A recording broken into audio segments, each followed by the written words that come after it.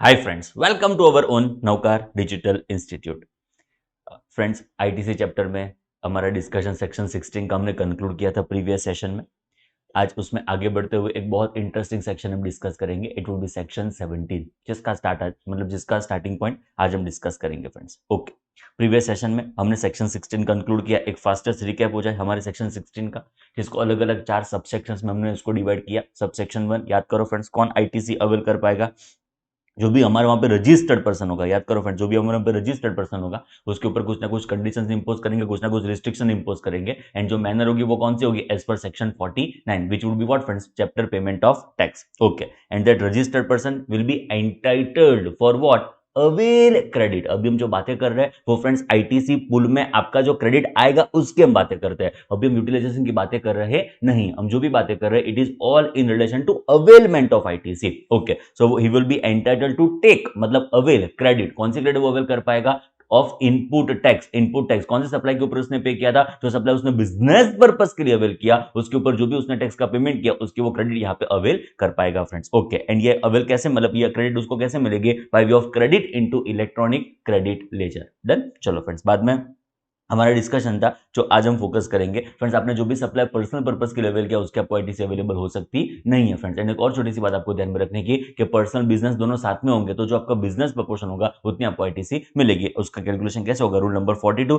जिसका डिस्कशन आज हम करने वाले हैं। बाद में सब सेक्शन 2 फोकस करता था 4 कंडीशंस के ऊपर कि जब तक कोई भी रजिस्टर्ड पर्सन ये 4 कंडीशन जो सब सेक्शन 2 में स्पेसिफाइड है वो सेटिस्फाई नहीं करता है, listen me very very carefully, जब तक सब सेक्शन 2 में लिखे गए 4 कंडीशन को भी रजिस्टर्ड पर्सन सेटिस्फाई नहीं करता है तब तक उसको आईटीसी अवेलेबल हो सकती नहीं है। 4 कंडीशन कौन सी? उसमें से फर्स्ट रेफरेंस हमारे पास position of tax paying document. ये जो अलग अलग 6 डॉक्यूमेंट्स का लिस्ट है उसमें से डॉक्यूमेंट आपके पास होना चाहिए। स्टार्टिंग फ्रेंड्स फ्रॉम इनवॉइस, बाद में invoice in case of reverse charge mechanism, बाद में डेबिट नोट, बाद में बिल ऑफ एंट्री, बाद में रिवर्स टैक्स इनवॉइस, बाद में document by input service distributor. ये 6 डॉक्यूमेंट्स में से डॉक्यूमेंट आपके पास होने चाहिए। एंड इसमें ये 5 डिटेल्स तो मैंडेटरी बेसिस के ऊपर होनी ही चाहिए। वो 5 डिटेल्स कौन सी? अमाउंट ऑफ टैक्स चार्ज, बाद में डिस्क्रिप्शन ऑफ गुड्स और सर्विसेज, बाद में टोटल वैल्यू ऑफ सप्लाई, बाद में it would be GSTIN of supplier as well as recipient, and बाद में प्लेस ऑफ सप्लाई लिखना पड़ेगा in case of friends interstate supply. Okay, बाद में फ्रेंड्स ये बहुत इंपॉर्टेंट सर्कुलर, देखो फ्रेंड्स, मैंने आपको सप्लाई किया तो मेरा जो भी आउटवर्ड डिटेल्स होगा वो मेरे जीएसटीआर 1 में मैं फाइल करूंगा as per requirement of section 37। तो मैंने आपको सप्लाई किया, जो भी मेरा आउटवर्ड था उसकी डिटेल्स, उसका इनवर्स मैंने मेरे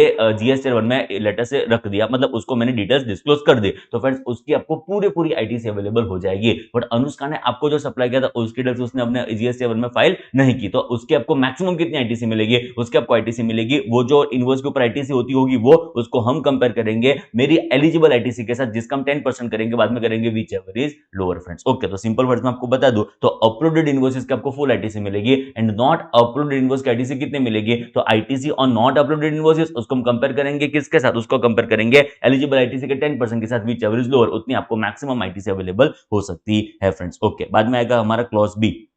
Meaning there was section 16 subsection 2 clause B which is meant second condition for the purpose of availment of ITC which talk about actual receipt of goods or services or both। जब तक friends good service का actual receipt आप नहीं करोगे तब तक उसकी ITC आपको एलिजिबल हो सकती नहीं है। बट तकलीफ कहां पे पड़ेगी? Bill to ship to model में। तकलीफ कहां पे पड़ेगी? Bill to ship to model में, जहां पे क्या होता था, ये जो थर्ड पर्सन है वो इंस्ट्रक्शन देता था सप्लायर को to supply goods to home friends recipient. Yes और नो? मैं इंस्ट्रक्शन देता हूं आलिया को कि आलिया दीपू को गुड्स का सप्लाई करे, तो मैं दीपू के ऊपर इनवॉइस बनाऊंगा, आलिया मुझ पे इनवॉइस बनाएगी। अरे चार्टर्ड अकाउंटेंट, यस और नो? अभी जब मैंने दीपू के ऊपर इनवॉइस बनाया, दीपू तो गुड्स का एक्चुअल रिसीट करती है तो उसको तो आईटीसी अवेलेबल हो जाएगी। बट आलिया ने जो मुझ पे इनवॉइस बनाया उसके लिए तो मुझे थोड़ी गुड्स अवेलेबल होता है। बट मैंने क्या बोला? स्मिथ मान लेने का तुझे गुड सर्विस रिसीव हो चुके हैं एंड अकॉर्डिंगली मुझे भी इसकी आईटीसी एलिजिबल होने वाली है। फ्रेंड्स, नेक्स्ट लाइफ में आगे बढ़ते हुए हमारा थर्ड कंडीशन है which is friends actual payment of tax to government. देखो फ्रेंड्स, रेसिपिएंट है, फॉरवर्ड चार्ज मैकेनिज्म है, तो रेसिपिएंट सप्लायर को जीएसटी का पेमेंट करेगा, सप्लायर गवर्नमेंट को जीएसटी का पेमेंट करने वाला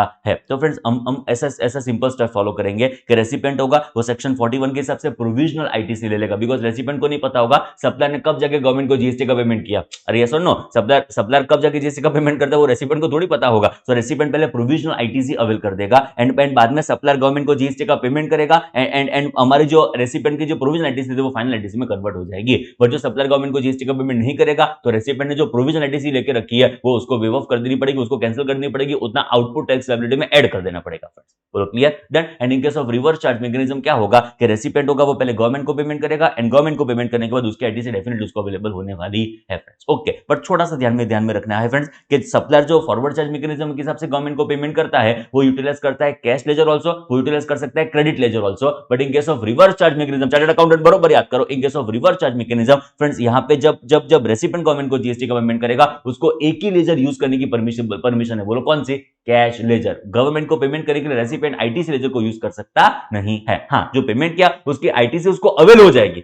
आप समझ रहे हो? जो उसने पेमेंट किया उसकी आईटीसी उसको अवेलेबल हो जाएगी, बट वो गवर्नमेंट को पेमेंट करने के लिए वो आईटीसी यूज कर सकता नहीं है। ये हमारी थर्ड कंडीशन थी। एंड चौथी कंडीशन थी बहुत सिंपल, बहुत आसान, it is filing of return by home friends? Recipient. मतलब सेक्शन 39 का जो जीएसटीआर लॉजिकल है फ्रेंड्स एकदम, वो आईटीसी अवेल कैसे करेगा? तो by way of filing GSTR 3B which is written under section 39 friends. Okay, तो ये चार कंडीशन थी। बोलो फटाफट चार कंडीशन फटाफट एक बार बोल दो। First was what? Possession of tax paying document. Second was what?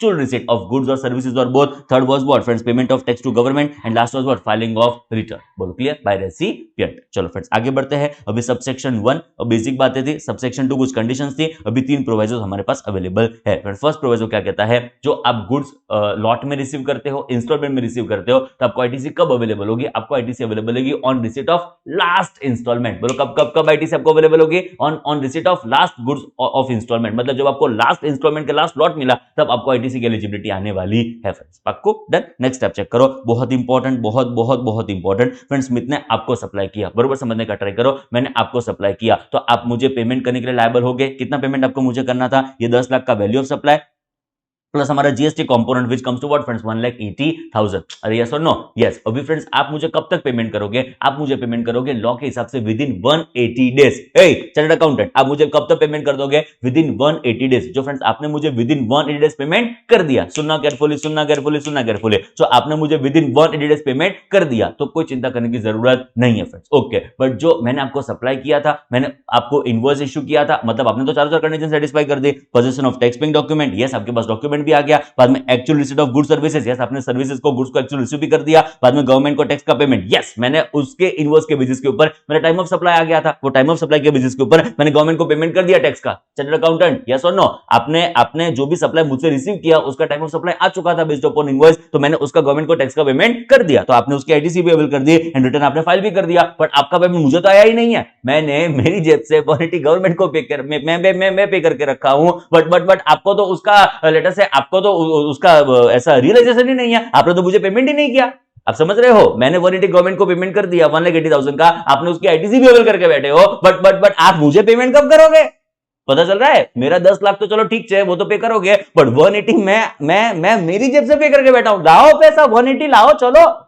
Law कहता है शांति रख, 180 डेज में तुझे ये पैसा आ जाएगा। जो 180 डेज में ये पैसा मुझे नहीं आता है तो रेसिपिएंट आप सुन लो, 180 डेज में जो मुझे पैसा नहीं आया तो रेसिपिएंट आप सुन लो, मेरी धमकी आपको कि आपको आईटीसी आप जो अवेल करके बैठे हो ना, आप जो आईटीसी अवेल करके बैठे हो ना, वो आपके आउटपुट टैक्स लायबिलिटी में ऐड कर देना पड़ेगा। आओ अभी पता चला जो कर मैं करना चाहता हूं। तो मैं जो जीएसटी गवर्नमेंट को पेमेंट करने के बैठा हूं, जिसके आप आईटीसी अवेल करके बैठे हो, एंड जो आप मुझे विद इन 180 डेज, 6 मंथ्स में कन्वर्ट मत करना 180 डेज को, 6 मंथ्स में कन्वर्ट मत करना 180 डेज को। तो फ्रेंड जो 180 डेज में आपने मुझे पेमेंट नहीं किया तो आपका जो भी टैक्स का जो मैं गवर्नमेंट को पेमेंट करके बैठा हूं उतना आपका आउटपुट टैक्स लायबिलिटी में ऐड कर दिया जाएगा अलोंग विद इंटरेस्ट। इंटरेस्ट कब से लेकर कब तक आपको पे करना पड़ेगा? It will be from date of availment of ITC to date of adding that tax to your output tax liability, मतलब meaning by date of actual payment. बोलो पक्को? तो इतने पीरियड तक आपको इंटरेस्ट पे करना पड़ेगा, which will be at what rate? 18%। तो ये इंटरेस्ट आपको पे करने की रिक्वायरमेंट आने वाली है फ्रेंड्स। ओके, चलो बाद में लेट अस से 6 मंथ्स में आपने 180 डेज में आपने मुझे पेमेंट नहीं किया, तो फ्रेंड्स आपके आउटपुट टैक्स लायबिलिटी में आपने उस टैक्स को ऐड कर दिया, उसका इंटरेस्ट भी शायद आपने पे कर दिया। बाद में 2000 साल के बाद, 3000 साल के बाद, 4000 साल के बाद जब आप मुझे उसका कंसिडरेशन का टैक्स के साथ एक्चुअल पेमेंट करोगे फ्रेंड्स, बाद में आपको आईटीसी मिल जाएगी एंड बाद में हमारी जो नॉर्मल टाइम लिमिट सबसेक्शन 4 के हिसाब से वो आपको एप्लीकेबल होने वाली नहीं है। आई थिंक एकदम परफेक्ट, क्रिस्टल क्लियर, चकाचक आपको चीजें पता चल रही है फ्रेंड्स, प्रोविजन को बरोबर एंजॉय कर रहे हो। तो थर्ड प्रोविजन वही कहता है कि जब आप मुझे बाद में उसका कंसिडरेशन का प्लस टैक्स का कंपोनेंट का एक्चुअल पेमेंट कर दोगे, बाद में उसकी आईटीसी डेफिनेटली आपको एलिजिबल अवेलेबल होने वाली है फ्रेंड्स। ओके चलो फ्रेंड्स, नेक्स्ट आएगा पार्ट पेमेंट आपने किया 6 मंथ्स के बाद और 6 मंथ विद इन 180 डेज और विद इन 180 डेज के बाद आपने पार्ट पेमेंट किया, तो अकॉर्डिंगली कैलकुलेशन करने का उसमें कोई खास चिंता नहीं है फ्रेंड्स। ओके ना, बहुत इंपॉर्टेंट एक्सेप्शन। अभी देखो फ्रेंड्स, ये जो 180 डेज वाला हमारा सेकंड प्रोविजो है एंड उसके बाद अगर हमारा थर्ड प्रोविजो मतलब इफेक्टिवली सेकंड प्रोविजो है, वो 3 केस में एप्लीकेबल नहीं होगा, मतलब उसमें 180 डेज की चिंता करने की जरूरत नहीं है फ्रेंड्स। ओके, उसमें फर्स्ट क्या है, it is friends reverse charge mechanism. Obviously friends, उसमें तो रेसिपिएंट पहले गवर्नमेंट को टैक्स का पेमेंट करेगा, बाद में वो आईटीसी क्लेम करेगा, तो उसमें रेसिपिएंट के तौर पे मुझे कंसिडरेशन विद इन 1 डेज नहीं पे करेंगे, तो चिंता करने की जरूरत आपको रिवर्सल की नहीं है फ्रेंड्स। नेक्स्ट आएगा डीम्ड सप्लाई विदाउट कंसिडरेशन। बहुत सारे ट्रांजैक्शन को मानते हैं सप्लाई, बहुत सारे ट्रांजैक्शन को क्या मानते हैं, supply, even if it is without what consideration, even if it is without consideration, we treat that transaction to be what friends, supply। तो यहां पे हमारा कंसीडरेशन ही नहीं है, अब समझो, हमारा तो यहां पे कंसीडरेशन ही नहीं है, तो भी लॉ ने क्या माना है, लॉ ने क्या ड्यूरिंग फिक्शन इंपोज किया ना, ये सप्लाई है, ओके तो सप्लाई है, पर उसमें कंसीडरेशन हमारे बीच में अपरेंटली कोई है ही नहीं, तो मुझे पे कैसे करोगे, जो पेमेंट ही नहीं है, तो विद इन 1 डेज वाला भी क्लॉज एप्लीकेबल होने वाला नहीं है फ्रेंड्स। एंड थर्ड बहुत इंपॉर्टेंट, इसका रेफरेंस हमने डिस्कस किया था सेक्शन 15(2) के साथ, which was addition in value. याद करो फ्रेंड्स, ऐसा था कि स्मिथ ने दीपू रणवीर के बेबी शावर का इवेंट ऑर्गेनाइज किया, याद आ रहा है फ्रेंड्स, स्मिथ ने दीपू रणवीर के बेबी शावर का और ये फंक्शन ऑर्गेनाइज किया जिसके लिए उसको 100 करोड़ मिलने वाले थे। ओके, बाद में स्मिथ श्रेया को अपॉइंट करने वाला था, लेटर से ये ऋतिक रोशन को अपॉइंट करने वाला था, टीजीबी को अपॉइंट करने वाला था, तीनों दिन का कॉन्ट्रैक्ट स्मिथ के साथ हो गया, तीनों दिन को अपॉइंटमेंट स्मिथ ने कर दी। अभी हुआ क्या कि फंक्शन के दिन पैसे की जरूरत पड़ी श्रेया को, तो फ्रेंड्स रणबीर दीपू ने डायरेक्टली श्रेया को पेमेंट कर दिया 5 करोड़ रुपए का, एंड रिमेनिंग मुझे 95 करोड़ मेरे पास अवेलेबल हो गए। अब बरोबर समझ रहे हो ना? यस। अभी हुआ क्या कि देखो मेरे पास तो 95 करोड़ आएंगे effectively, okay, but value of supply chapter के हिसाब से, सेक्शन 15 सबसेक्शन 2 के हिसाब से, याद करो चार्टर्ड अकाउंटेंट्स, याद करो हमारा वैल्यू ऑफ सप्लाई क्या होगा, तो लॉ ने बोला any payment made by recipient to third person on behalf of supplier. Chartered accountants याद आ रहा है, any payment made by recipient to third person on behalf of supplier, उसको वैल्यू में ऐड कर देंगे। सो इफेक्टिवली जीएसटी कंपोनेंट किसके ऊपर लगेगा, इट वुड बी 100 करोड़, जिसके ऊपर हमारा जीएसटी लगने वाला है। अभी तकलीफ क्या है कि रेसिपिएंट के तौर पे सप्लायर को तो खाली 95 करोड़ ही मिलेंगे, बिकॉज 5 करोड़ तो थर्ड पर्सन को पेमेंट हो गया ना। यस, तो वो 5 करोड़ को 180 वाली रिक्वायरमेंट एप्लीकेबल होने वाली नहीं है, बिकॉज वो 5 करोड़ तो रेसिपिएंट सप्लायर को पे करने वाला है ही नहीं, तो खाली जो 180 की रिक्वायरमेंट होगी वो 95 करोड़ के ऊपर एप्लीकेबल होगी, 5 करोड़ के ऊपर एप्लीकेबल होने वाली नहीं है। पक्को, एकदम चकाचक, डन। चलो फ्रेंड्स, लाइफ में आगे बढ़ते हुए हमारा जो सब सेक्शन 3 है, मैंने दिया सेक्शन 16 सब सेक्शन 3। फ्रेंड्स देखो, ये हमारा प्लांट एंड मशीनरी है, 10 लाख उसकी कॉस्ट है, उसका जीएसटी कंपोनेंट 1,80,000 है, उसका टोटल कितना हो गया 11,80,000। तो फ्रेंड्स देखो, अभी आपका cost of plant and machinery 10 lakh रुपए है, उसके ऊपर डेफिनेटली हमको एब्सोल्यूटली मिल जाएगा सेक्शन 32 के हिसाब से, इनकम टैक्स के हिसाब से कोई चिंता करने की जरूरत नहीं है। बट हमारा जो जीएसटी कंपोनेंट है, जीएसटी कंपोनेंट कितना है फ्रेंड्स, रुपीज 1,80,000। तो अभी जो भी हमारा जीएसटी कंपोनेंट रुपीज 1,80,000, उसके लिए हमारे पास दो ऑप्शन रहेंगे। ऑप्शन नंबर 1 क्या, ऑप्शन नंबर 1 क्या होगा कि 180 की अब क्या अवेल करो, आईटीसी, तो उसका डेप्री आपको अवेलेबल होने वाला नहीं है। दो बेनिफिट थोड़ी एक साथ मिलेंगे, गार्डन है हमारे ससुर का ना, तो दो बेनिफिट आपको एक साथ अवेलेबल हो सकते हैं नहीं है। एंड जो 180 का आपने डेप्री क्लेम किया तो आईटीसी नहीं मिलेगी, मतलब दो में से एक ऑप्शन आपके पास है, दो में से एक ऑप्शन आप चूज कर लो, आपकी मर्जी। ऐसा भी हो सकता है कि असेट वाइज आप अपना ऑप्शन वेरी करो, it is not like that कि यूनिफॉर्मिटी सबके ऊपर डेप्रिसिएशन, यूनिफॉर्मिटी सबके ऊपर आईटीसी, ना, ऐसा कोई रिस्ट्रिक्शन नहीं, ऐसा कोई कंडीशन नहीं। पक्को, तो असेट वाइज भी आप अलग ऑप्शन ऑप्ट कर सकते हो, आइदर डेप्री, आइदर आईटीसी, आइदर डेप्री, आपकी मर्जी, कोई चिंता करने की जरूरत नहीं है friends. And last subsection 4, very crucial, very important, time limit for मैं रिपीट करूंगा, बहुत इंपॉर्टेंट वर्ड है, it is availment of ITC, meaning that bye ITC finally कितने टाइम में आप अवेल कर पाएंगे, आईटीसी कितने टाइम में आप अवेल कर पाएंगे। लॉ ने उसकी मैक्सिमम टाइम लिमिट जो प्रिस्क्राइब की है, it is due date of return for the month of September following the end of financial year, मतलब जो फाइनेंशियल ईयर का हमारा इनवॉइस है, listen me very very carefully, जो फाइनेंशियल ईयर में हमारा इनवॉइस है वो ईयर खत्म होने दो, उसके बाद सितंबर महीना आएगा, वो सितंबर महीने की रिटर्न फाइल करने की due date as of now it is 20th October, yes और नो, तो 20th October of succeeding financial year, उसको हम ये 20th अक्टूबर फ्रीज हो गई, बिकॉज वर्ड्स यहां पे कौन से यूज किए, ड्यू डेट, वर्ड्स यहां पे कौन से यूज किए, ड्यू डेट, वर्ड्स यहां पे कौन से यूज किए, ड्यू डेट, एंड उसको हम कंपेयर करेंगे actual date of filing annual return, बाद में क्या करेंगे, व्हिच एवर इज अर्लियर, ये आपकी मैक्सिमम डेट होगी up to which you can avail, मैं रिपीट करना चाहूंगा, अवेल व्हाट, आईटीसी। फ्रेंड्स एक बार आपने आईटीसी अवेल कर दिए, बाद में उसको कभी भी यूटिलाइज करो, उसमें कोई टाइम लिमिट नहीं है, टाइम लिमिट है for the purpose of availment of ITC. Repeat करना चाहूंगा, ड्यू डेट क्या है जरा चेक करो, due date of return for the month of September following the end of financial year, उसको हम कंपेयर करेंगे actual date of filing annual return, क्या करेंगे, व्हिचएवर इज अर्लियर। और पक्को। एंड मैंने ऑलरेडी आपको बता दिया कि हमारा जो सेकंड प्रोवाइजो था तो सबसेक्शन 2, या सुन लो, सेकंड प्रोवाइजो तो सबसेक्शन 2 180 डेज वाला, उसमें जो effectively subsection effectively third proviso था उसको ये टाइम लिमिट एप्लीकेबल होने वाली नहीं है। मतलब जो आपने मुझे विद इन 180 डेज पेमेंट नहीं किया तो आपने उसका रिवर्सल कर दिया, तो उसके बाद आप मुझे कभी भी पेमेंट करोगे उसकी आईटीसी डेफिनेटली आपको अवेलेबल होने वाली है, पर उसमें सबसेक्शन 4 की जो टाइम लिमिट है वो आपको एप्लीकेबल होने वाली नहीं है। और पक्को डन। तो ये हमारा डिस्कशन था सेक्शन 16 का जो हमने प्रीवियस सेशन में कंक्लूड किया हुआ था। आज एक बहुत इंपॉर्टेंट डिस्कशन हम स्टार्ट करने जा रहे हैं friends. It is in relation to, it is in connection with section 17। Very very important, very very crucial. अभी कुछ रियल आईटीसी चैप्टर शुरू होगा फ्रेंड्स हमारा। पक्को एकदम बेंच पकड़ लेना, यहाँ पे बैठे हो वहां पे एकदम एकदम कंसंट्रेशन एक्स्ट्रा ऑर्डिनरी आपका रिक्वायर्ड है फ्रेंड्स। बहुत क्रूशियल चैप्टर है, बहुत इंपॉर्टेंट चैप्टर है लाइफ का। छोटी छोटी छोटी बातें हैं, जबरदस्त आपको लाइफ में काम आएगी। चलो शुरू करते हैं सेक्शन 17। इसमें टोटल कितने सबसेक्शन है उसका डिस्कशन एज ऑफ नाउ नहीं करते हुए कुछ बेसिक बातें अभी मुझे बतानी है फ्रेंड्स आपको। सबसेक्शन 1 आप चेक करो, उसमें सब कुछ आपको पता ही है, मुझे कोई इसमें डिस्कशन करने का कोई पॉइंट ही नहीं है। सबसेक्शन 1 एकदम ध्यान से पहले आप खुद से पढ़ेंगे। सबसेक्शन 1 एकदम कंसंट्रेशन के साथ read it very very carefully. मैं 1 मिनट आपकी वेट कर रहा हूं, मैं गायब हो जा रहा हूं, आप डिसकनेक्ट ना हो जाओ उसके लिए मैं गायब हो जाता हूं। एकदम ध्यान से एग्जैक्ट 1 मिनट में वेट करूंगा। प्लीज बरोबर ध्यान से इस चीज को, सबसेक्शन 1 को पढ़ लो, मुझे कुछ उसमें नया पढ़ाने की आपको जरूरत नहीं है। Please read it very very very very very very carefully please.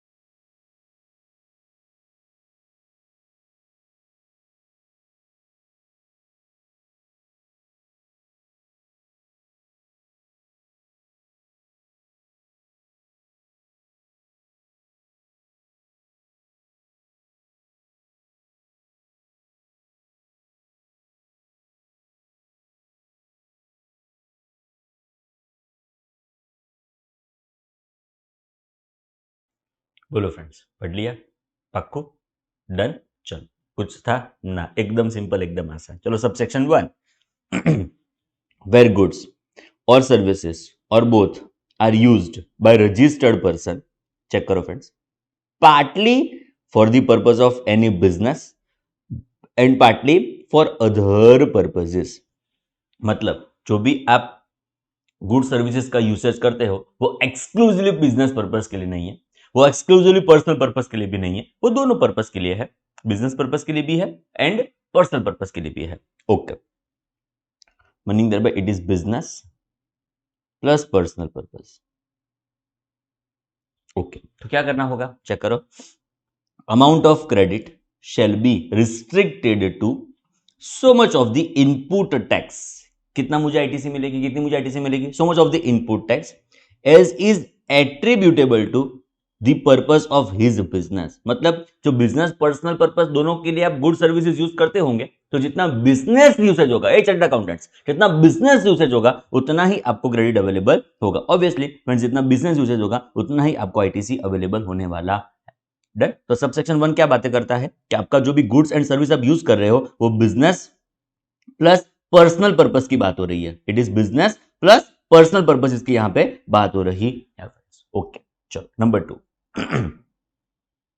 अभी कभी कभी ऐसा भी होगा कि हम जो गुड सर्विसेज यूज करते होंगे वो हमारा इनवर्ड हुआ, उससे जो हम आउटवर्ड करेंगे, बरोबर समझना प्लीज, उससे हम जो आउटवर्ड करेंगे उससे टैक्सेबल सप्लाई भी होगा, उससे एग्जाम सप्लाई भी होगा। चार्टर्ड अकाउंटेंट यस और नो? हमारा जो भी इनवर्ड होगा वो गुड्स सर्विसेज का इनवर्ड होगा, उससे जो भी हम आउटवर्ड सप्लाई करेंगे वो टैक्सेबल भी हो सकता है, वो एग्जाम्ड भी हो सकता है। देखो फ्रेंड्स, एग्जाम्ड होगा तो आईटीसी नहीं अवेलेबल हो सकती, आप समझ रहे हो ना? जो मेरा आउटवर्ड सप्लाई एग्जाम्ड है तो मैंने जीएसटी कलेक्ट ही नहीं किया, जीएसटी कलेक्ट ही नहीं किया तो मेरा मेरा जो भी इनपुट टैक्स था उसकी मुझे आईटीसी अवेलेबल हो सकती नहीं है। ओके, जो मेरा आउटवर्ड सप्लाई टैक्सेबल है तो मुझे आईटीसी अवेलेबल होगी। चार्टर्ड अकाउंटेंट समझ रहे हो ना? मैं रिपीट करना चाहूंगा, जो मेरा इनवर्ड इनवर्ड है वो टैक्सेबल था, मीनिंग दैट मैंने इनपुट टैक्स का पेमेंट किया हुआ था। अभी मेरा आउटवर्ड है वो खाली टैक्सेबल है तो आईटीसी मिलेगी, खाली एग्जाम्प्ट है तो आईटीसी नहीं मिलेगी, बट दोनों हो तो टैक्सेबल भी करता हूं एग्जाम भी करता हूं। तो सबसेक्शन 2 चेक करो, मेरा सप्लाई जो है वो टैक्सेबल भी है साथ साथ में एग्जाम्प्ट भी है। इट इज नॉट लाइक कि मेरा सप्लाई है वो खाली टैक्सेबल है खाली एग्जाम्प्ट है, वो मिक्सचर वाला है। क्या है? Taxable plus exempt. तो क्या होगा चेक करो, where goods or services or both are used by registered person partly for effecting taxable supplies including zero rated supplies. हाँ, एक वर्ड आया zero rated supply, meaning thereby ये आपका जो आउटवर्ड होगा वो जीरो रेट होगा, मतलब उसके ऊपर जीएसटी कलेक्ट करने का, हाँ, बट इफेक्टिवली कितना होगा? जीरो। जनरली एक्सपोर्ट्स के केस में it is zero rated. Generally हम जो एक्सपोर्ट्स करेंगे, मतलब स्पेशल इकोनॉमिक जोन को सप्लाई करेंगे, it will B zero rated, मतलब टैक्स लगाने का बट इफेक्टिवली कुछ नहीं लगाने का, बिकॉज हमको आईटीसी मिल पाए। अब समझो, एग्जाम नहीं करने से, हम एग्जाम करने से हमको आईटीसी के ऊपर रिस्ट्रिक्शन आ जाएगा, जीरो रेट करने से हमको आईटीसी मिलेगी। अब समझ रहे हो चार्टर्ड अकाउंटेंट्स? देखो, मेरा आउटवर्ड सप्लाई टैक्सेबल है तो आईटीसी मिलेगी, मेरा आउटवर्ड सप्लाई एग्जाम्ड है तो आईटीसी नहीं मिलेगी। अभी मेरा मेरा मेरा जो एक्सपोर्ट है उसको मैं एग्जाम्ड कर दूंगा तो आईटीसी के ऊपर रिस्ट्रिक्शन आ जाएगा, उसकी जगह लॉ ने मस्त बीच का रास्ता निकाला, जीरो रेटेड, मतलब टैक्स लगाने का बट नहीं लगाने का, जैसे लगाने का। ओके, तो मुझे आईटीसी अवेलेबल हो जाएगी। उस इंटेंशन से उसको हमने क्या कर दिया? Zero rated. सो हमको आईटीसी अवेलेबल हो पाए, हमको आईटीसी अवेलेबल हो पाए बिकॉज वो टैक्सेबल सप्लाई तो है। हाँ, इफेक्टिवली कुछ नहीं लगता, जीरो इफेक्टिवली कुछ टैक्स नहीं लगता, पर हमको आईटीसी मिले, उस इंटेंशन से हमने जीरो रेट सप्लाई को टैक्सेबल सप्लाई के साथ कनेक्ट कर दिया। बोलो क्लियर? क्रूशियल है, बरोबर समझने का ट्राई करना। मतलब रजिस्टर्ड पर्सन जो भी है, जो गुड सर्विस रिसीव करता है, वो पार्टली टैक्सेबल पर्पस के लिए है, including zero rated supply, including what? Zero rated supply under this act और अंडर द आईजीएसटी, ठीक है, and partly for effecting exempt supplies under the said acts, मतलब सीजीएसटी भी हो सकता है, आईजीएसटी हो सकता है, चिंता करने की जरूरत नहीं है। ओके, तो क्या होगा? मतलब मेरा जो आउटवर्ड सप्लाई है वो टैक्सेबल भी है साथ साथ में एग्जाम्प्ट भी है। जब मैं टैक्सेबल बोलूं उसमें आपको समझ लेने का जीरो रेट भी इंक्लूडेड ही है, उसमें क्या समझने का आपको कि जीरो रेटेड भी इंक्लूडेड ही है। ओके, तो कितनी आईटीसी मुझे मिलेगी चेक करो। The amount of credit shall be restricted to so much of the input tax as is attributable to said taxable supplies including what funds? Zero rated supplies। बोलो पक्को? तो subsection 2 क्या कहता है कि जो भी मेरा इनवर्ड है गुड्स सर्विसेज दोनों का, उसके ऊपर जो भी मैंने टैक्स का पेमेंट किया एंड वो मेरा जो आउटवर्ड सप्लाई है वो खाली टैक्सेबल है तो आईटीसी मिल जाएगी, टैक्सेबल इंक्लूडिंग जीरो रेटेड तो मुझे आईटीसी मिल जाएगी, एग्जाम्प्ट है तो आईटीसी नहीं मिलेगी, बट दोनों हो तो उसमें से जो आपका टैक्सेबल प्रोपोर्शन होगा उतनी आपको आईटीसी मिलेगी। पक्को? तो सबसेक्शन 1 क्या कहता है? पर्पस मेरा जो सप्लाई का है, इनवर्ड सप्लाई का है, वो बिजनेस पर्पस का भी है, वो पर्सनल पर्पस का भी है, अदर पर्पस ही है, तो बिजनेस प्रपोर्शन का मुझे आईटीसी अवेलेबल होगा। सबसेक्शन 2 क्या कहता है कि मेरा जो भी इनवर्ड टैक्स है, जो भी मैंने पे किया, वो जो भी मेरा सप्लाई है उससे मैं जो भी आउटवर्ड सप्लाई करूंगा वो टैक्सेबल भी है साथ साथ में एग्जाम्प्ट भी है, तो फिर जो भी टैक्सेबल प्रपोर्शन होगा उतना मुझे आईटीसी अवेलेबल होगा। पूरे आईटीसी डेफिनेटली अवेलेबल हो सकती नहीं है। डन? पक्को? मतलब सबसेक्शन 1 सबसेक्शन 2 दोनों मिक्सचर पर्पस के लिए हो तो क्लैरिफिकेशन प्रोवाइड करते हैं कि बिजनेस प्लस पर्सनल हो तो बिजनेस जितनी आईटीसी मिलेगी, टैक्सेबल प्लस एग्जाम्प्ट हो तो टैक्सेबल जितनी आईटीसी मिलेगी। ए चार्टर्ड अकाउंटेंट्स, यस और नो? यस। चलो आगे बढ़ो, सबसेक्शन 3। ओके फ्रेंड्स, इसको हम स्टार्ट करें उसके पहले 2 रेफरेंस मैं आपको देना चाहूंगा। हमारा फर्स्ट रेफरेंस होगा para 5 clause B of schedule 2। Okay, ये क्या है? Para 5 clause B of schedule 2 ये क्या है? मैं आपको इसको पढ़ाना ही चाहूंगा फ्रेंड्स, जो आप यहाँ पे चेक कर सकते हो।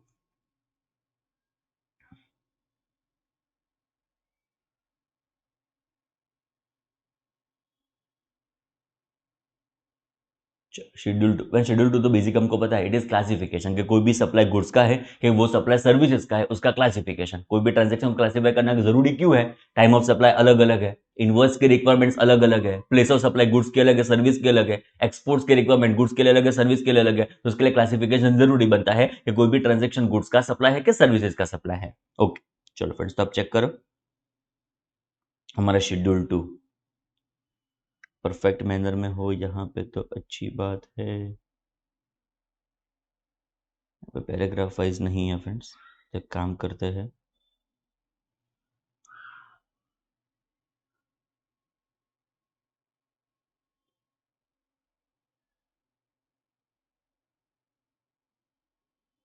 हमारा रेट्स आ गए।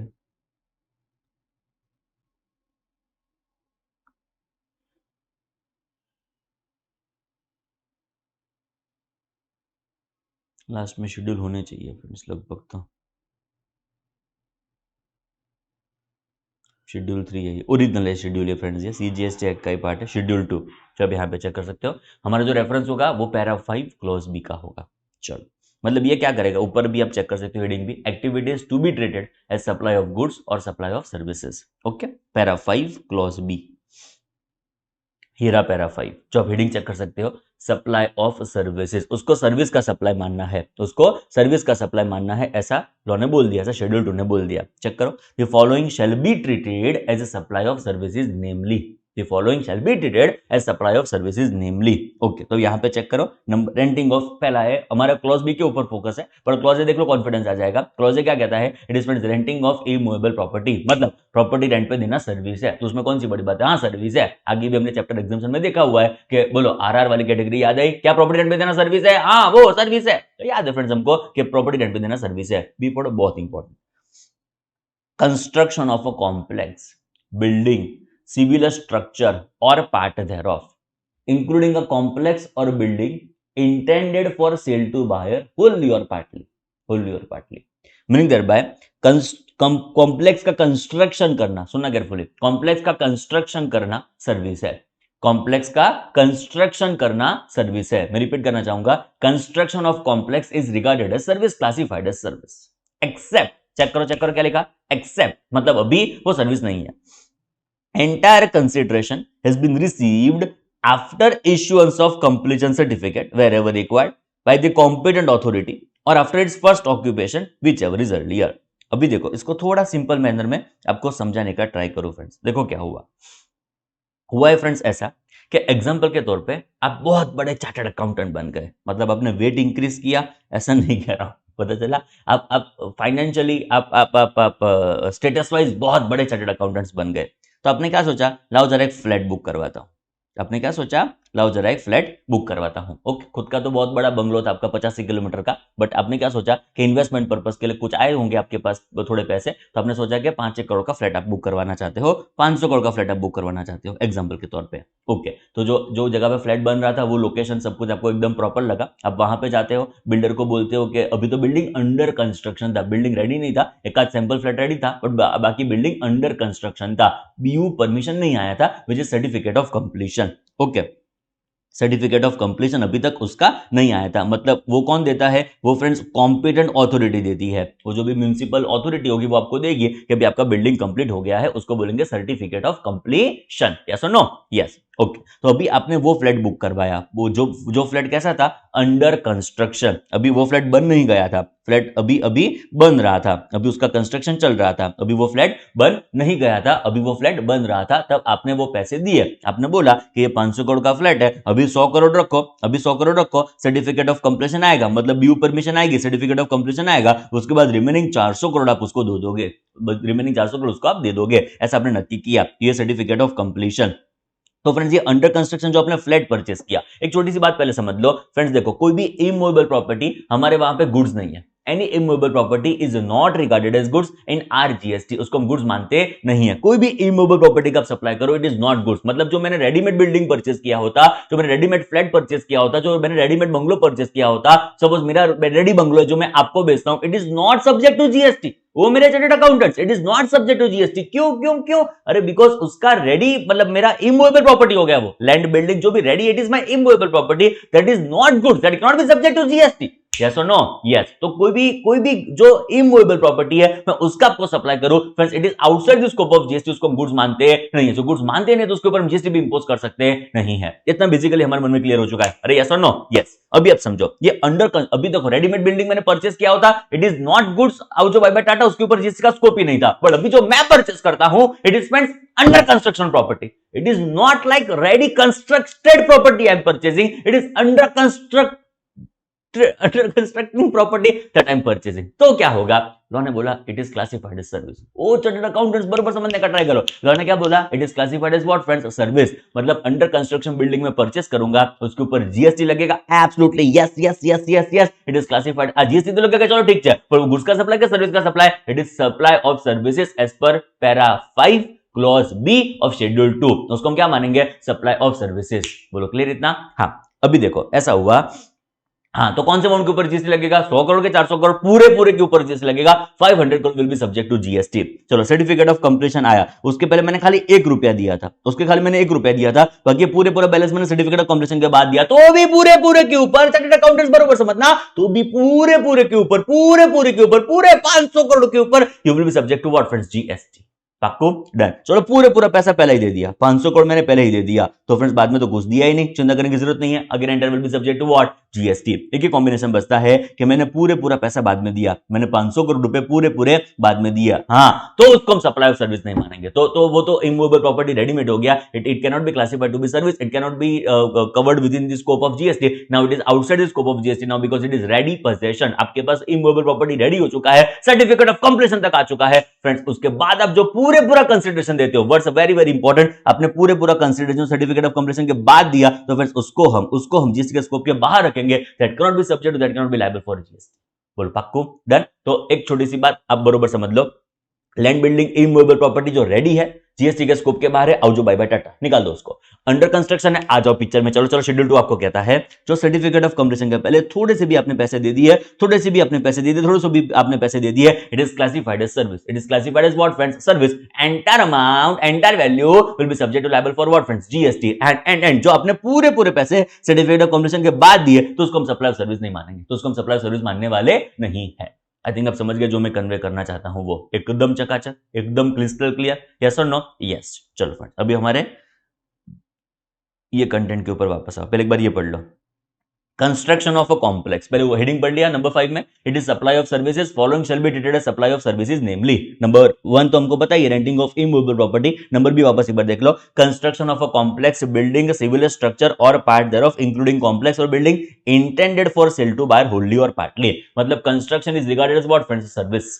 ओके, नीचे चेक करो, एक्सेप्ट बहुत इंपॉर्टेंट वर्ड है, एंटायर कंसीडरेशन, जो पूरा कंसीडरेशन आपको बाद में मिला है, has been received after issuance of completion certificate wherever required by the competent authority. Okay, अभी सपोज सर्टिफिकेट ऑफ कंप्लीशन नहीं मिला बट पब्लिक रहने के लिए आ गई, पता चला क्या हुआ? कॉम्पिटेंट सर्टिफिकेट नहीं मिला बट पब्लिक रहने के लिए आ गए, तो भी उसको हम क्या मानेंगे? आपका कंस्ट्रक्शन कंप्लीट हो चुका है। तो आप यहां पे चेक कर सकते हो, और after it's first occupation which ever is earlier. तो फ्रेंड्स यहां पे जो सर्टिफिकेट ऑफ कंप्लीशन है उसको हम कंपेयर करेंगे किसके साथ? सर्टिफिकेट ऑफ कंप्लीशन को यहां पे कंपेयर करेंगे फर्स्ट ऑक्यूपेशन के साथ। फर्स्ट ऑक्यूपेशन क्या करेंगे friends? Which ever is earlier. जो सर्टिफिकेट ऑफ कंप्लीशन आया कि पब्लिक रहने के लिए आ गए, क्या करेंगे? Which ever is earlier. Simple words में समझो, सर्टिफिकेट ऑफ कंप्लीशन ये नॉर्मली प्रूडेंट प्रैक्टिस है। जब तक सर्टिफिकेट ऑफ कंप्लीशन लगभग नहीं आता है तब तक पब्लिक रहने के लिए भी नहीं आती है फ्रेंड्स। पता चला? जनरल सेंस की बात हो रही है। पक्को? एकदम क्रिस्टल क्लियर, चकाचक, रेडी? चलो फ्रेंड्स, तो एक रेफरेंस था schedule 2 para 5 clause B, construction of building is classified as service. But जो पूरा कंसिडरेशन सर्टिफिकेट ऑफ कंप्लीशन के बाद मिला है, तो वो हमारी सर्विस नहीं है, तो हमारी वो सर्विस नहीं है। चलो फ्रेंड्स, ये एक छोटा सा रेफरेंस था। जो हम ये सबसेक्शन 3 स्टार्ट करें उसके पहले मुझे आपको समझाना था। ओके, सो यहां पे मेंशन कर दूं, construction of building is classified as service. हाँ, एक्सेप्शन पता चल चुका है कि जो पूरा consideration, entire consideration is received after completion certificate, after certificate of completion, तो उसको हम सर्विस मानने वाले नहीं है। ओके, चलो नेक्स्ट नंबर 2 और रेफरेंस आपको देना चाहूंगा शेड्यूल 3 का, वो तो हमको पता ही है फ्रेंड्स, उसमें चिंता नहीं है। उसमें पैराग्राफ 5 आपको बताना चाहूंगा, शेड्यूल 3, और सॉरी ऐसा लिख दो para 5 schedule 3।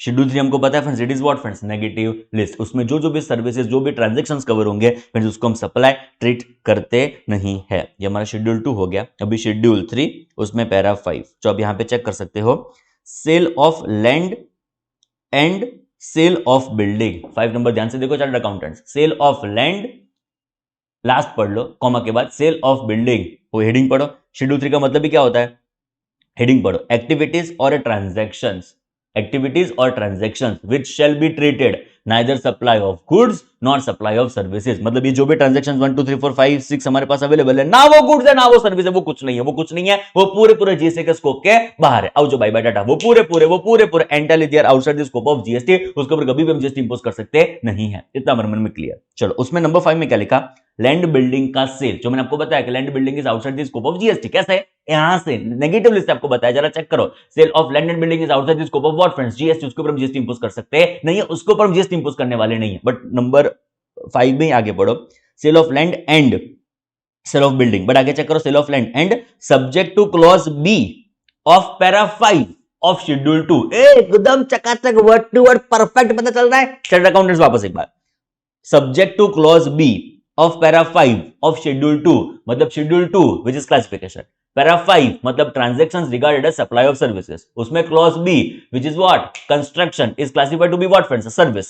Okay, except when entire consideration is received after certificate of completion. तो जो subject to clause B of para 5 schedule लिखा है, उसका मतलब क्या समझने का कि देखो भाई, बिल्डिंग का सेल, लैंड का सेल, सप्लाई ऑफ सर्विस नहीं है। हाँ, बट कंस्ट्रक्शन किया ना तो इट इज सर्विस, कंस्ट्रक्शन किया ना तो इट इज सर्विस। हाँ, बट कंस्ट्रक्शन में सर्टिफिकेट ऑफ कंप्लीशन के पहले कुछ पैसे दे देने चाहिए, तो आपको सर्विस मानेंगे। जो पूरे पैसे सर्टिफिकेट ऑफ कंप्लीशन के बाद दिए, तो वापस एक बार उसको हम सर्विस मानने वाले नहीं है। आई थिंक आप समझे जो मैं कन्वे करना चाहता हूं एग्जैक्टली आपको। पक्कू, एकदम चकाचक, रेडी। चलो फ्रेंड्स, तो यहां पे मेंशन कर देता हूं sale of land and building, इसको हम सप्लाई मानते नहीं है, बट सब्जेक्ट तो पता ही है, which is paragraph 5 clause B schedule 2, जिसमें हम क्या मानेंगे, it is supply of services. चलो फ्रेंड्स आगे बढ़ते हैं एकदम ध्यान से। चलो sub section 1, section 17 sub section 1 बोलो क्या कहती थी कि कोई भी आपका सप्लाई हो जो बिजनेस प्लस पर्पस के लिए यूटिलाइज होता हो, तो जो बिजनेस पर्पस होगा उसको आपको आईटीसी मिलेगा। एंड नंबर 2, जो भी आपका इनपुट टैक्स है उसके जो भी आप आउटवर्ड सप्लाई करना चाहते हो, वो खाली टैक्सेबल होगा तो पूरे आईटीसी मिलेगी, खाली एग्जाम्प्ट होगा तो आईटीसी नहीं मिलेगी। पर टैक्सेबल प्लस एग्जाम साथ में होगा तो टैक्सेबल जितनी आपको आईटीसी मिलेगी, पूरी डेफिनेट आईटीसी अवेलेबल हो सकती नहीं है। ओके, तो नंबर 1 बिजनेस प्लस पर्सनल की मिक्सचर में आपको किसकी आईटीसी मिलेगी, बिजनेस की, उसके बारे में कहता है। सबसेक्शन 2 टैक्सेबल प्लस एग्जाम दोनों आपके सप्लाई होंगे तो मिक्सर में कौन से केस में आपको मतलब किसकी आईटीसी मिलेगी, टैक्सेबल जितनी आईटीसी मिलेगी उसके बारे में ये मेंशनिंग करता है। ओके, नाउ सबसेक्शन 3 एकदम चेक करो बरोबर, the value of exempt supply. देखो यहां पे क्या लिखा, टैक्सेबल प्लस एग्जेम्प्ट सप्लाई जो भी आपने किया, टैक्सेबल प्लस एग्जाम सप्लाई जो भी आपका आउटवर्ड है, उसमें जो भी आपका इनपुट टैक्स होगा उसमें जितना टैक्सेबल होगा उतनी आपको आईटीसी अवेलेबल होगी। तो ये एग्जाम सप्लाई में क्या इंक्लूड होगा, उसका सबसेक्शन 3 थोड़ी वार्ता करता है। चेक करो subsection 3, value of exempt supply under subsection 2, जो हमने डिस्कस किया कि टैक्सेबल प्लस एग्जाम्प्ट होगा, टैक्सेबल इंक्लूडिंग जीरो रेटेड ना, टैक्सेबल का मतलब समझने का जीरो रेटेड इसमें इंक्लूडेड है, टैक्सेबल प्लस एग्जाम्प्ट होगा तो एग्जाम जितना आईटीसी नहीं मिलेगा, टैक्सेबल इंक्लूड जीरो रेटेड जितना आईटीसी हमको अवेलेबल होगा। तो ये एग्जाम में क्या इंक्लूड होगा, क्या इंक्लूड नहीं होगा, स्टोरी करता है सबसेक्शन 3। चेक करो, the value of exempt supply under subsection 2 shall be such as may be prescribed, okay and shall include, उसमें क्या इंक्लूड होगा जरा चेक करो, and shall include supplies on which recipient is liable to pay tax on reverse charge basis। मतलब उस exempt में, सुनना carefully, उस exempt में क्या इंक्लूड करना है, उस एग्जाम मतलब जो आपका आउटवर्ड सप्लाई, उस एग्जाम में क्या इंक्लूड करना है कि आपका जो भी आउटवर्ड सप्लाई था, जिसके जिसके सप्लाई के ऊपर रिवर्स चार्ज मैकेनिज्म के हिसाब से रेसिपिएंट को जीएसटी का पेमेंट करना था, उसको आप एग्जाम सप्लाई से, उसको आप एग्जाम सप्लाई में इंक्लूड करो। चेक करो क्या लिखा है, उसको आप एग्जाम सप्लाई में इंक्लूड करो। मतलब जो भी आपका आउटवर्ड सप्लाई, चार्टर्ड अकाउंटेंट बराबर समझने का ट्राई करो, जो भी आपका आउटवर्ड सप्लाई है उसमें फॉरवर्ड चार्ज मैकेनिज्म है तो कोई चिंता करने की जरूरत नहीं है, टैक्सेबल ही है, टैक्सेबल फॉरवर्ड चार्ज मैकेनिज्म है, तो आपने जीएसटी कलेक्ट किया, उसको टैक्सेबल सप्लाई में इंक्लूड करो। बट आपका आउटवर्ड सप्लाई टैक्सेबल था, but recipient was the person required to make payment of tax. आप समझ रहे हो, recipient was the person required to make payment of tax, तो वो जो रिवर्स चार्ज मैकेनिज्म वाला है उसको टैक्सेबल सप्लाई में मत इंक्लूड करो, उसको तुम आरसीएम, उसको तुम्हारा जो आरसीएम है उसको तुम एग्जम्प्ट सप्लाई में इंक्लूड करो। आपको तो एग्जम्प्ट सप्लाई से include what, RCA. Exempt supply से इंक्लूड व्हाट, आपका आउटवर्ड, जिसके मतलब जिसमें recipient was the person required to make payment of tax, तो वो जो आरसीएम वाला है उसको आप एग्जाम सप्लाई में इंक्लूड करो। ओके, चलो वापस एक बार। And shall include supplies on which recipient is liable to pay tax on reverse charge basis. और क्या इंक्लूड करना है, ट्रांजैक्शंस इन सिक्योरिटी। फ्रेंड, सिक्योरिटी का जो भी ट्रांजैक्शन है, एक्चुअली देखने के लिए जाओ तो security is outside the scope of goods. Security को हम गुड्स मानते नहीं है, एकदम लॉजिकल। रिलायंस का शेयर मैंने बेचा तो क्या उसके ऊपर जीएसटी लगे? सेट ही नहीं हो रहा है मगज में। रिलायंस के शेयर मैंने बेचे, क्या उसके ऊपर जीएसटी लगे? सेट ही नहीं हो रहा है हमारे केस में। तो फ्रेंड, जो भी आपका सिक्योरिटी का ट्रांजैक्शन है उसको आप एग्जम्प्ट सप्लाई में इंक्लूड करो, उसको आप एग्जम्प्ट सप्लाई में इंक्लूड करो। तो एग्जम्प्ट सप्लाई में क्या क्या इंक्लूड करो? पॉइंट नंबर 1 आरसीएम इंक्लूड करो। पॉइंट नंबर 2 सिक्योरिटी का जो ट्रांजैक्शन आपने किया है उसको इंक्लूड करो। Number 3 sale of land and sale of building, मतलब ये दोनों साथ में ही होंगे, sale of land and building, but subject to what, clause B of paragraph 5 of schedule 2। Meaning that by जो कंस्ट्रक्शन होगा ना, जिसका सर्टिफिकेट ऑफ कंप्लीशन के पहले आपने कंसिडरेशन रिसीव कर दिया होगा ना, तो उसको एक्सक्लूड करना है। समझ में आ रहा है चार्टर्ड अकाउंटेंट्स? वापस एक बार मैं रिपीट करना चाहूंगा, एग्जम्प्ट सप्लाई में क्या क्या इंक्लूड करना है। फ्रेंड्स, मैंने पहले से बोल के रखा है, लेक्चर क्रूशियल है, प्लीज बरोबर आपका कंसंट्रेशन सखत रिक्वायर्ड है, बरोबर ध्यान देना पड़ेगा फ्रेंड्स आपको। चलो, एग्जाम सप्लाई में क्या क्या इंक्लूड करूं? पॉइंट नंबर 1 आपका आउटवर्ड आरसीएम वाला इंक्लूड करो। पॉइंट नंबर 2 सिक्योरिटी का ट्रांजैक्शन इंक्लूड करो। पॉइंट नंबर 3 बरोबर समझने का ट्राई करो। पॉइंट नंबर 3 आपका जो भी सेल ऑफ बिल्डिंग है, सेल ऑफ लैंड है, उसको भी इंक्लूड करो, बट सब्जेक्ट टू व्हाट, जो वो कंस्ट्रक्शन होगा ना, तो पची उसको आप इंक्लूड मत करो, तो पची उसको आप एग्जाम सप्लाई से एक्सक्लूड कर दो, वो टैक्सेबल में भले रहने दो। समझे? सेल ऑफ बिल्डिंग होगा, सेल ऑफ लैंड होगा, तो उसको आप एग्जाम सप्लाई में इंक्लूड करो, उसको आप एग्जाम सप्लाई में इंक्लूड करो। बट जो उसमें कंस्ट्रक्शन की बात आएगी, जिसमें सर्टिफिकेट ऑफ कंप्लीशन के पहले कंसिडरेशन थोड़ा सा भी रिसीव हो चुका होगा, तो उसको एग्जाम सप्लाई की यहां पे इंक्लूजन के लिस्ट से बाहर रख दो। आप समझ रहे हो जो मैं कन्वे कर रहा हूं फ्रेंड्स? पक्को? डन? तो फ्रेंड्स, कंक्लूजन ऐसा आया कि एग्जाम सप्लाई में क्या क्या आएगा, स्पेसिफिक इंक्लूजन करने पड़ेंगे। एग्जाम सप्लाई क्या क्या इंक्लूड आएगा, उसमें क्या क्या इंक्लूड होगा? It includes number 1 RCM include करने का, number 2 transaction in security include करने की, number 3 sale of land and building include करने का।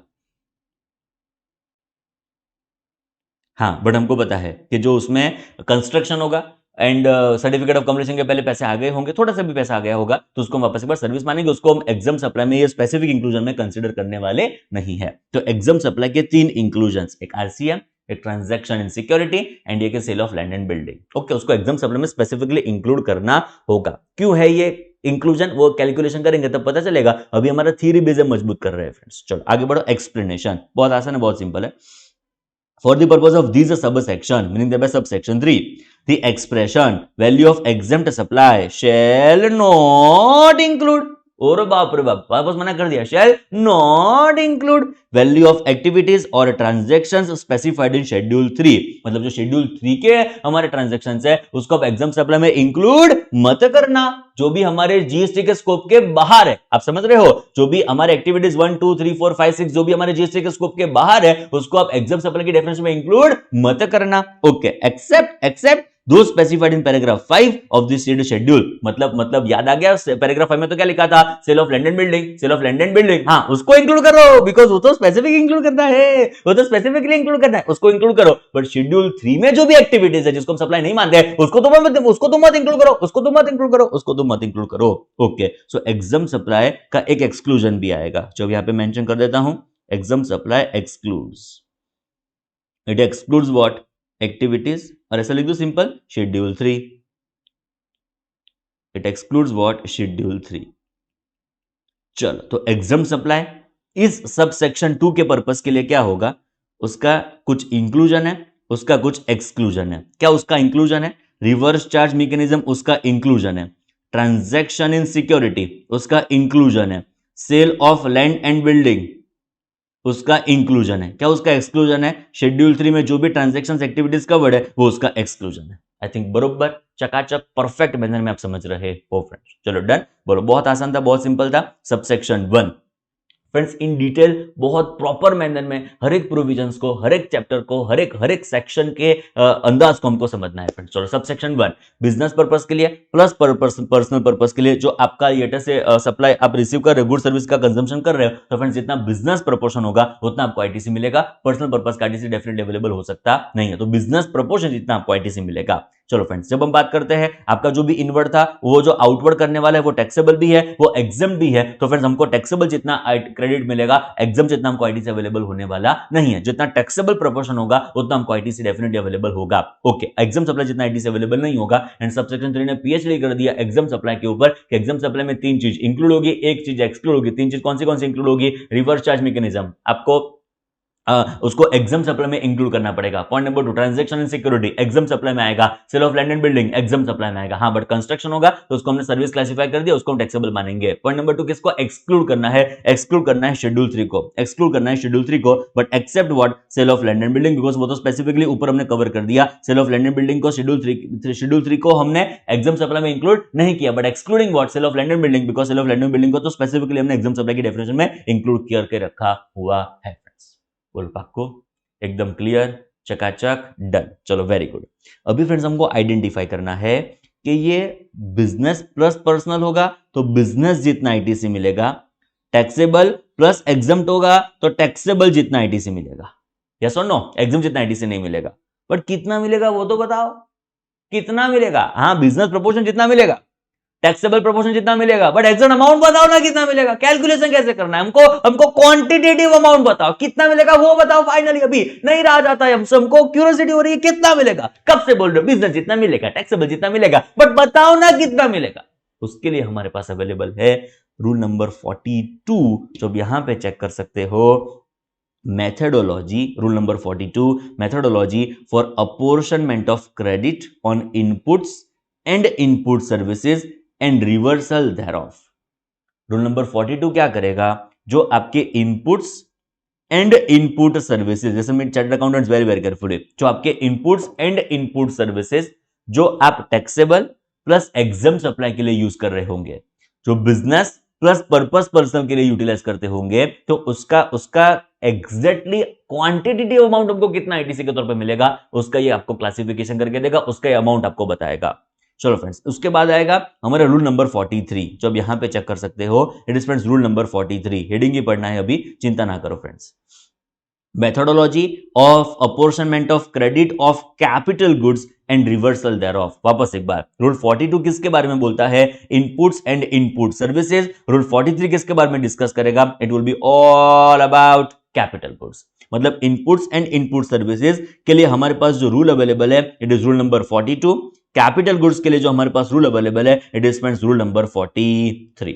पक्को, एकदम चकाचक। तो फ्रेंड्स, जो आपका input services including capital goods, input services capital goods, inputs का मतलब गुड्स हुआ, इनपुट सर्विसेज का मतलब सर्विस का इनपुट हुआ, कैपिटल गुड्स का मतलब plant and machinery, furniture etcetera. Okay, तो फ्रेंड्स जो आपके input services and capital goods का जो आप यूसेज कर रहे हो वो टैक्सेबल प्लस एग्जाम पर्पस के लिए होगा, taxable including zero rated, plus exempt supply के लिए होता होगा, business plus non business purpose के लिए होता होगा। तो हमको पता है कि भाई बिजनेस का आईटीसी मिलेगा, टैक्सेबल का आईटीसी मिलेगा, बट क्वांटिटेटिव कितना, क्वांटिटी क्या, उसके लिए हमारे पास अवेलेबल है इनपुट सर्विसेज के लिए रूल नंबर 42, कैपिटल गुड्स के लिए हमारे पास अवेलेबल है रूल नंबर 43 फ्रेंड्स।